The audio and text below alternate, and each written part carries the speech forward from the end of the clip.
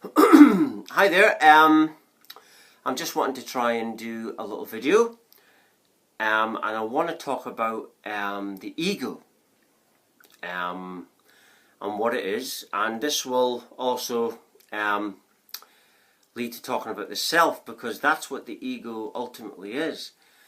The ego is that thing that comes out of nowhere, that thought that comes out of nowhere, and the ego is that thing. It comes from nothingness and clings to something or identifies something as the illusion of self. That's the ego.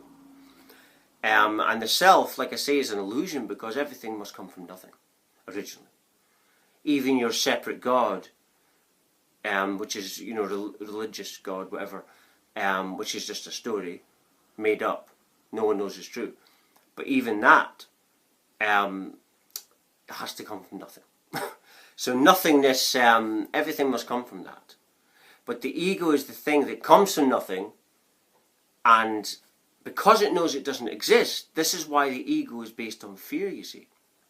So the ego doesn't technically exist. So when people are given attacks on people, you see it all the time, they say, oh, this person's egotistical, this person's got an ego. But actually, these people are saying this, but they're basing it on something that doesn't exist. If something comes from nothing, then it can only ever be nothing, technically.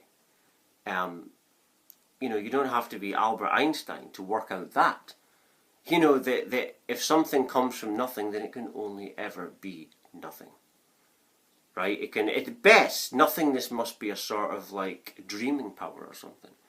That's what it must be. I mean, you don't even have to be spiritually awake to see that, at some stage, something must come from nothing. I was thinking about this when I was a little kid. When I was a little kid, I used to think about reality and think, at some stage, this must have been nothing. And I couldn't work out. I used to think at some stage, doesn't matter how far back you go, at some stage, the universe or life must have been nothing. So it's obvious that it must be a sort of dream, you see. But, going back to the ego, people put attacks on people regarding the ego. And that's what people try and do. And they do this because what people project outward, when people feel a need to attack someone or something, that's a reflection of how they feel inwardly about themselves. What we dish outward is a reflection of how we feel within. And if you think about it, it makes perfect sense that people can only see the world and feel how, and react towards the outward world based on how they feel about themselves. So when you're given attacks on people, these kind of people, and you see them in the spiritual field, they're not self-aware. They're not aware of their own inner feelings, you see. And that's because they're not awakened. They're not awakened people, they're asleep. And asleep people are not aware of how they feel inwardly. So they're not like at that point where they're like saying, this is a reflection of me. This is what I always do. Before I react, I always try and feel how I feel about myself, so that I know that I'm not going to react stupid towards a situation, or react to a situation where actually that situation is just bringing out how I feel about myself. So that's an important thing, self-awareness. This is something that comes with ascension, is you become self-aware. And this is a great thing regarding healing, because once you become self-aware and you start to pay attention to things that is making you react, you start to realize that these things are like guides. Things that expose your unhealed parts, use them to heal you. So every time that happens and you feel negatively, understand this is an unhealed part of you that's being exposed at that moment. That the other thing isn't the problem. It's there to merely just help you. And it's like that, the other thing, it's like that duality thing. The other thing has to be there to help you, you see. Because if it wasn't there, you couldn't heal. It's the same how you need the negative side to appreciate the positive. If a football team doesn't lose or have great defeats, then it couldn't appreciate the wins. You can't have you wouldn't know what light was if you didn't have dark. So you need the dual, you see. And this is ultimately also what I get shown all the time in this path, is that you need the one and the other. The one is the other, and they're both one thing, but it's this duality that is that develops you. It does develop you, this dual, even though it it originates and is a non-duality. But the dual is always there, even though it's a non-duality also. The two is one, the one is the dual. But going back to the ego, yeah, that's what the ego is, non-existence.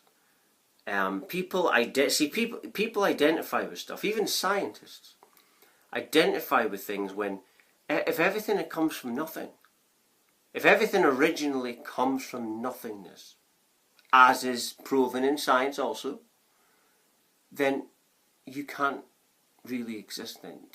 So that means that what your tests are going by is like a dream then. And it's not really real, it's just like a dream. And there's nothing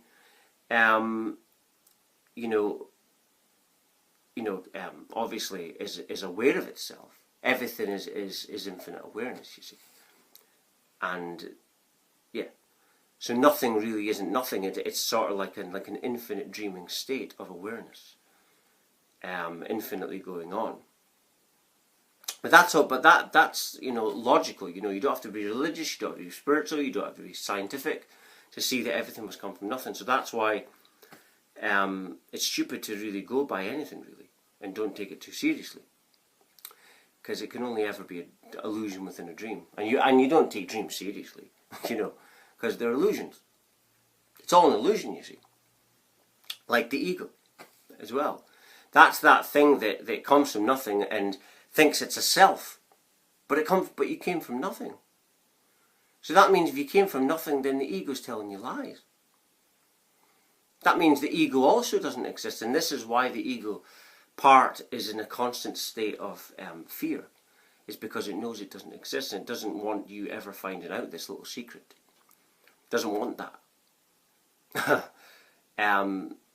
It doesn't want that, you see. It doesn't want you knowing it doesn't exist.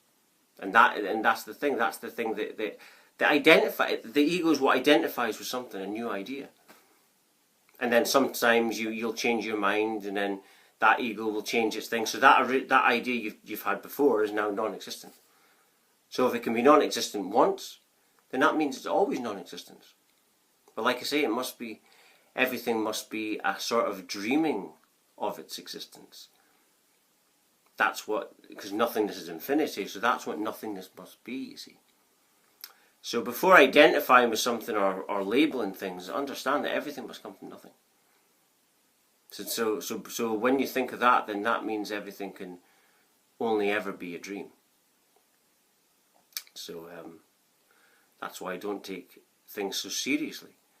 And how you see things, again, this is the last point, is how you feel about yourself inwardly. So pay attention to this self-awareness thing. And understand that how you feel at any situation is a reflection of you. When you pay attention to this, that's when you start to heal. That's when you're accessing the infinite space within. But anyway, I'm just going to end it there. If you're watching, you're meant to watch it. Everything falls in divine order. Thank you very much for watching. Thank you.